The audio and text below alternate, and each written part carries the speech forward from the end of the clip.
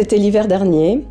Avec Georges, mon mari, on venait tout juste de fêter le premier anniversaire de notre nouvelle vie de retraité. De mon côté, je participais beaucoup à la vie associative de mon village, chose qui ne motivait pas vraiment Georges. Quand on n'était pas ensemble, il sortait beaucoup en forêt avec son VTT.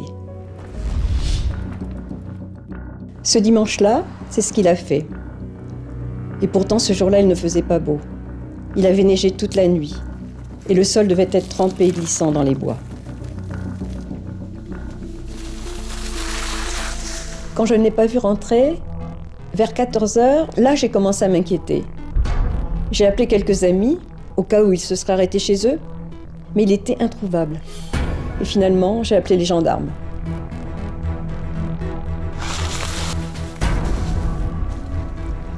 C'est le lendemain qu'ils m'ont rappelé. Des promeneurs venaient de trouver Georges dans la forêt, étendu à côté de son vélo.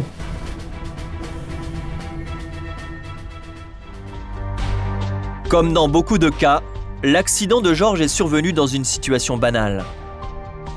Georges est décédé, laissant Jacqueline seule et démunie, car Jacqueline était femme au foyer et elle ne bénéficie aujourd'hui que de la pension de réversion de son mari. Mais grâce au contrat Protection familiale senior qu'ils avaient souscrit il y a 1 an, Jacqueline reçoit une indemnisation de 92 000 € qui correspond aux frais d'obsèques pour 5 000 € et au préjudice économique qu'elle subit en ne bénéficiant plus que de la réversion de son mari.